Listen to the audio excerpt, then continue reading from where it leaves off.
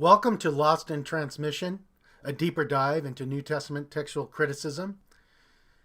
And we now move into the new paradigm of the 21st century, the coherence-based genealogical method. I'll refer you to the first video, episode 1, for the full bibliography. That's in one of the opening slides of that presentation. But for this episode and any subsequent episodes, the main book that we're going to be referencing is this one, A New Approach to Textual Criticism, An Introduction to the Coherence-Based Genealogical Method by Tommy Wasserman and Peter J. Gurry. And I'll read the blurb here for the book. With the publication of the widely used 28th edition of Nessa Alon's Novum Testamentum Graece, the 5th edition of the United Bible Society's Greek New Testament, a computer-assisted method known as the Coherence-Based Genealogical Method, CBGM, was used for the first time to determine the most valuable witnesses and establish the initial text. This book offers the first full-length, student-friendly introduction to this important new method. After setting out the method's history, separate chapters clarify its key concepts such as genealogical coherence, textual flow diagrams, and the global stemma. Examples from across the New Testament are used to show how the method works in practice. The result is an essential introduction that will be of interest to students, translators, commentators, and anyone else who studies the Greek New Testament. So let's read from the introduction. Introduction. This chapter sets the stage for the rest of the book. It explains why the CBGM is worth understanding and how this book will help you learn to use it. Textual criticism is a discipline that tries to restore texts. The need for this arises whenever the original document of a written work has been lost and the existing copies no longer agree with each other. Textual criticism is needed for all 27 books of the New Testament because, so far as we know, none of the autographs still exists. All were lost to the ravages of time and use. The trove of manuscripts and versions and citations of the New Testament that we do have agrees significantly overall, yet the sheer number of times the New Testament was copied explain why there are so many differences between them. Textual variation leaves the modern and ancient reader in a fix. Which text should be read? Which should be applied? Which should be preached? This is one of the questions that textual criticism tries to answer. For the New Testament, this means trying to determine at each place where our copies disagree, what the author most likely wrote, or failing this, at least what the earliest text might have been. In this way, the work of textual criticism is fundamental to interpretation, since you cannot read a text you do not have.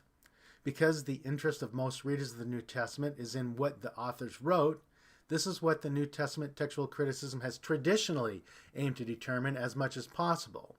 Where that is not possible, it aims to reach back as closely to the initial text as it can. Let me make a comment there. And actually, as we will see, this tends to be the case. That is, they no longer even try to get back to the originals.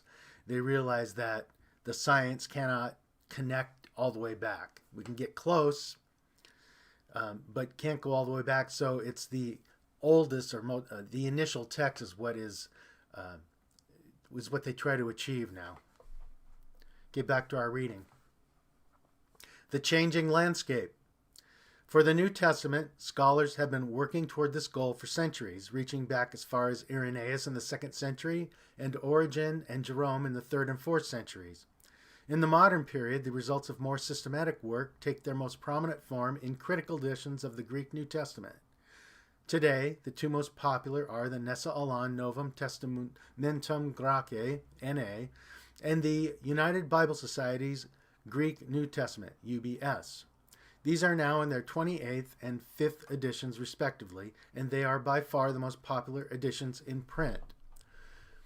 The Nessa Alon is typically preferred by scholars because the number of variants it provides is more extensive.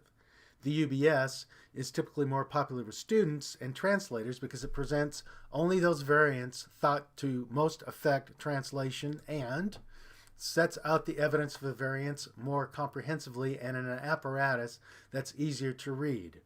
The UBS also provides a rating system that tells the reader how confident the editors were in their textual decisions. Despite these and other differences between the two editions, they share the same reconstructed text and have done so since the 1970s. So let me clarify that.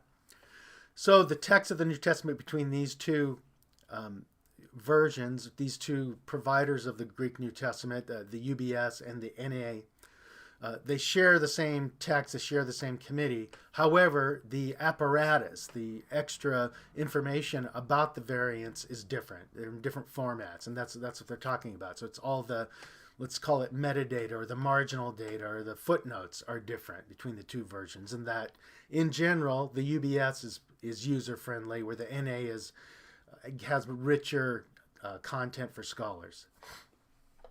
Back to our reading. That means that scholars, students, and pastors have had the same Greek text in their editions for over 40 years.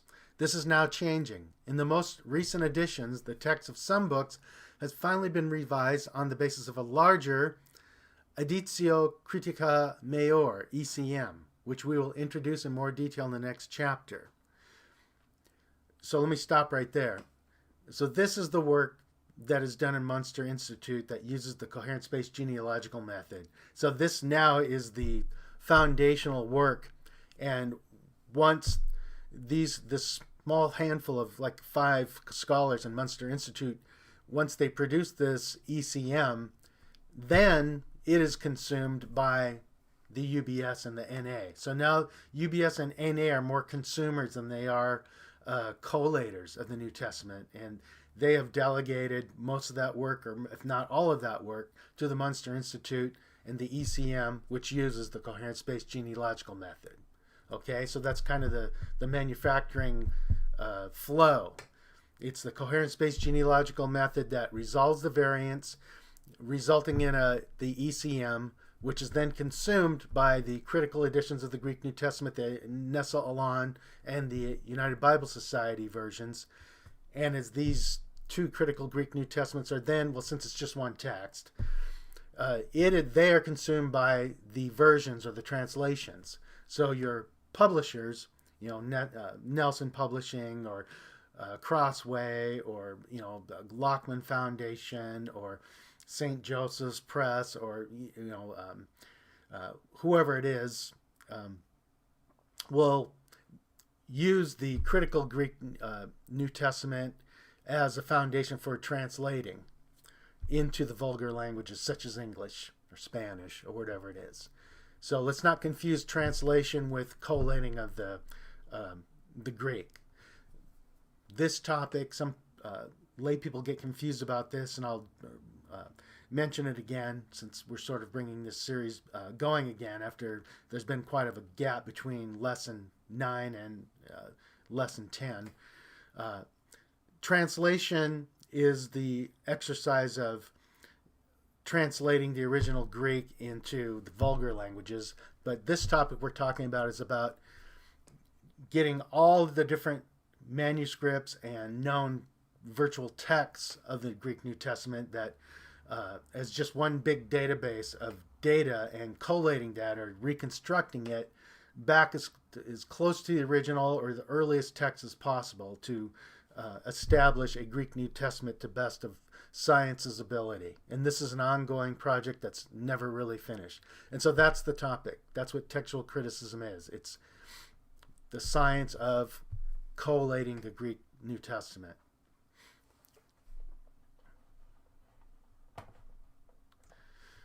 Okay, so one thing also that we need to make clear is that even though it's been around and it's being used for over 20 years, it's a very exhaustive process. And it's like, here we'll read, so far only the Catholic letters, that's James through Jude, have been done, and Acts. And so those are the only 2 sets of books. So see, Catholic letters are James, 1st, 2nd, 3rd Peter, 1st, 2nd John, and Jude. Those are the Catholic letters. And then Acts. Those are the only sets of books that have been edited in the ECM right now. But work on John, Mark, and Revelation is well underway. And this book's a few years old now, so I don't know the current status of those other works. Anyway, back to our reading. In the years to come, each of these books, along with the remaining books of the New Testament, will be completely revised and published in the new volumes of the ECM. And these in turn will be used to produce new editions of the NA and UBS. The nature of the revision brings us to the topic of the book, the Coherence-Based Genealogical Method, or CBGM. The current volumes of the ECM, and with them the UBS 5 and the NA 28, have been revised using the CGBM. This book is designed to introduce you to the CBGM. Next section, the CBGM in brief. So, what exactly is the CBGM? Answering that will require the remaining chapters of the book. But in a relatively short sentence, the CBGM is a method that 1. Uses a set of computer tools. 2. Based in a new way of relating manuscript text that is 3. Designed to help us understand the origin and the history of the New Testament text. This definition highlights the fact that the CBGM is multifaceted. The two main aspects of the method are highlighted in the name itself, the first being that it is coherence-based, and the second that it is a genealogical method. While the name will not win branding awards anytime soon, it does capture the essence of the method. Before explaining each aspect of our definition, we need to clarify exactly what the CBGM is relating. The CBGM makes a consistent distinction between manuscripts as physical artifacts and the texts these artifacts contain. And I'll give an illustration of that in a minute. Let me read this next section first. The CBGM is only intent on relating texts, not manuscripts. The term witness is used in the context of the CBGM to refer to the text of a manuscript in a distinction from the manuscript itself. A text of a manuscript may, of course, be much older than the parchment and ink that will preserve it. So let's segue right here. So they're making a distinction between manuscripts and texts, and they introduce this new term, witness. So let's start with text and manuscript. So a manuscript is a physical entity. It's a piece of parchment. It's a codex. It's something that the scribes wrote on at one point, and then copies were made. So these are physical pieces of paper, let's say, but it's parchment, it's papyri, and so on. Now, if you've been following along in our series, the latest figures are that there are about 5,300 physical manuscripts, and these range in size from just a little scrap with maybe a verse or a few words on it to a codex with the entire New Testament on it, maybe some extra things. But how many? But their averages. Say, how should we put it? There are 2 million extant words if you combine all the words on the existing manuscripts that have existed. So 2 million words contained in 5,300 physical manuscripts. Okay, and once they collate.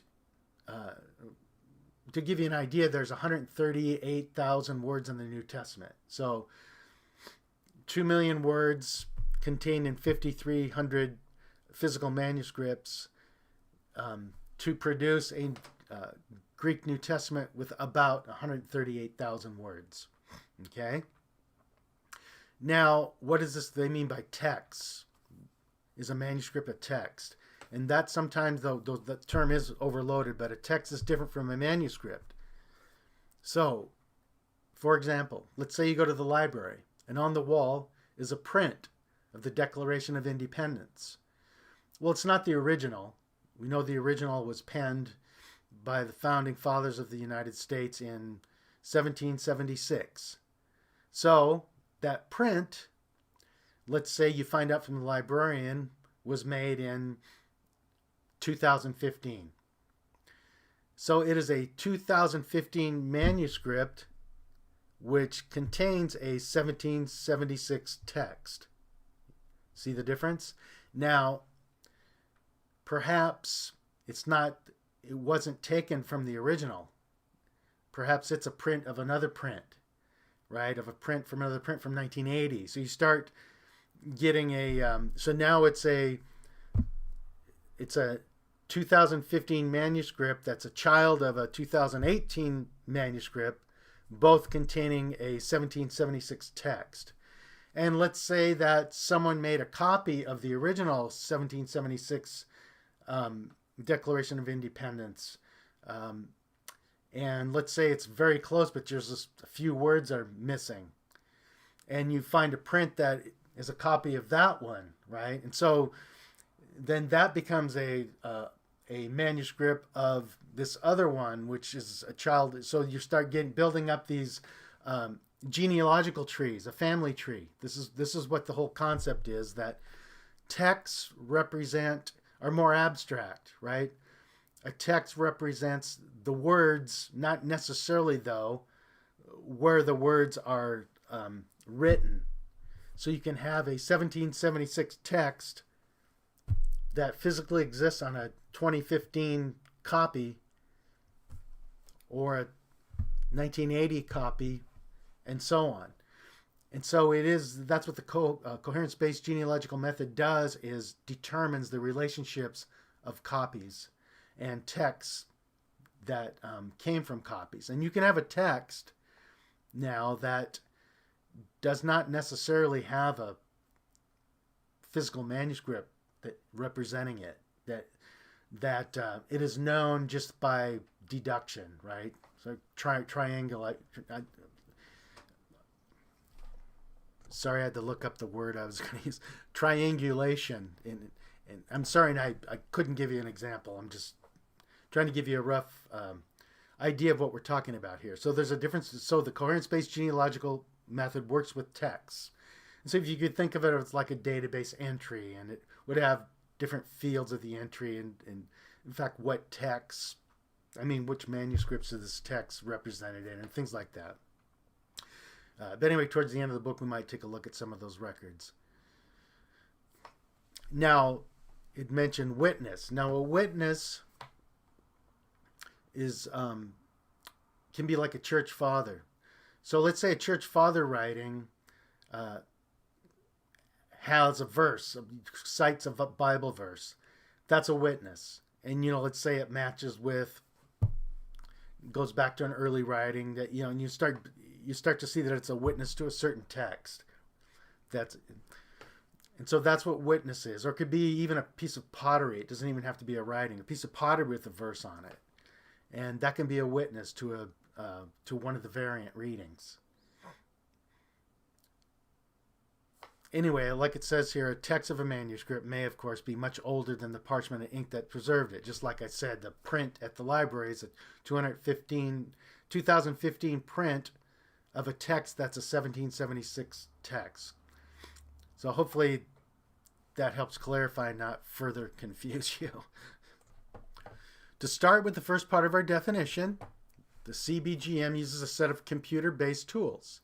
These tools are all available online and are used to explore a new type of text critical evidence. Yeah, you can go up on their website and run your own queries and set up your own criteria, actually. It's very customizable, actually. You can create your own New Testament with your own criteria. Back to the reading. That new evidence is described in the title of the method itself, coherence. At its simplest, coherence simply means agreement between witnesses, but the CBGM uses it to a new degree and in a new way.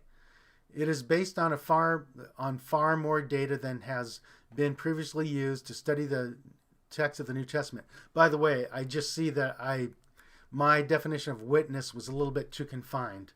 We could say that anything that is a witness to a variant can be called a witness. And there are non-textual witnesses, though, such as church fathers or parchments or things like that. But they use the word witness in a broader scope. Anything that witnesses, that uses evidence to bolster a particular variant reading. Okay. In subsequent chapters, we will explain the different types of coherence and how they are important. For now, it is enough to note that the one way to conceive of CBGM is a set of tools for exploring this new evidence. On the other hand, the CBGM is much more than just a set of online tools, important as those are. As the name implies, it is also a new method for relating manuscript texts to each other. What is new is not that the CBGM relates texts. What is new is how it relates them. The new principle the CBGM uses is that the texts of the manuscripts can be related to each other using the relationships of their variants. To illustrate how this works, consider two manuscripts, A and B. At any point of comparison, their text can be related in only one of these ways. 1. They agree with each other, A equals B. 2. They disagree with each other, and either to A, one derives from the other. For example, A derives from B, or B derives from A. Or to B, their relationship is uncertain, so don't know. It is the use of the 2A type of relationship, where one text derives from the other, that really sets the CBGM apart from other genealogical methods. Where other methods only use select agreements to relate texts of manuscripts, the CBGM also uses the direction of the disagreements. Specifically, it uses agreements to show how closely related two texts are, but then also uses their disagreements to show which of the two texts is more likely to be the ancestor of the other. Within the CBGM, the existence of agreements between texts of manuscripts is primarily a matter of observation. Do the texts agree? Whereas the direction of the disagreement is a matter of editorial judgment. How do they relate? This means that the CBGM uses a unique combination of both objective and subjective data to relate texts to each other. Okay, let's stop right there. So there's objective criteria. For example, if the two texts agree, that's self-evident, right? But if they disagree, then it's subjective. And what does that mean? It means that you have editors, these scholars, who are front-loading the computer algorithm with predicates or decision-making data. They're telling it how to make the decisions. And that's not an exact science. That's subjective. It's saying. And a lot of that comes from the traditional way of doing textual criticism that we covered in the previous episodes of Lost in Transmission. Anyway, we'll keep reading and let them explain this. At its most objective, deciding whether two texts agree at a point of comparison involves minimal judgment. Does not require, well, as we will see. At its most subjective, the CBGM requires the user to make his or her own decisions about how variant readings relate to each other. Whether A is derived from B or whether B is derived from A, the particular point is determined by the user of the method, not by the computer. This determination involves all the traditional skill and ability that textual critics have practiced for centuries. So let's take a real simple example of a disagreement. Let's say one reading has a few words in the margin and another has those words in the main text. Well, traditional heuristic would be that someone took it from the margin and put it in the text. That no one's going to take it out of the text and put it in the margin.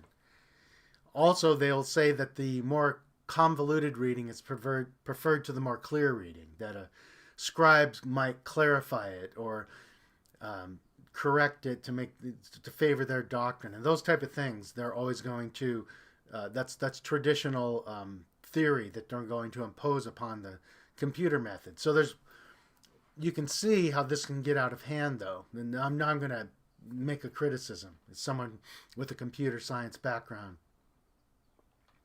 See, once you tell the computer algorithm what to do, then let's say you don't have it right. Let's say that your presupposition, your predicate, your instruction of how to resolve a variant is wrong. And let's say then because you have this massive computer power to rip through all these variants, then you're going to multiply that mistake in a more automated way. This is sort of it's sort of an artificial intelligence type problem where it's artificial intelligence in a certain degree, but it's programmed by people. And so people can inject mistakes, and those mistakes can proliferate much greater if you get it wrong. Because it's subjective. It's not, there is no hard and fast rule. It's just the best speculation based upon traditional knowledge of the variants. And there's still a lot of debate about that, and there's not a consensus among scholars. So to continue, if the CBGM differs from other methods used for relating text, it does share the same general goal. The goal is to leverage textual relationships to evaluate witnesses and decide between their variants. The more we know about witness relationships, the better able we are to determine the textual tradition's origin. All genealogical methods function like a family tree. Just as your own family tree helps you distinguish your sister from your cousin when tracing your family origin, so it helps to know a textual sister from a cousin when tracing a textual tradition's origin. The more detail we have about how witnesses relate, the better we know how much weight to give them when dealing with the difference between them. To recap, then, the CBGM can be thought of as a set of tools based on a new way of relating to texts of manuscripts. Both the tools and the principles of relating texts are designed to help us better understand the history and origin of the New Testament text. Both aims are explored in details of the chapters that follow. So we try to keep these episodes under a half hour, so this is a good point to stop. So if you find this content compelling, please like the video and subscribe to the channel. I have lots of content on the channel, including my benefit concerts, my music channel. Anyway, thanks for your attention, and see you for the next episode.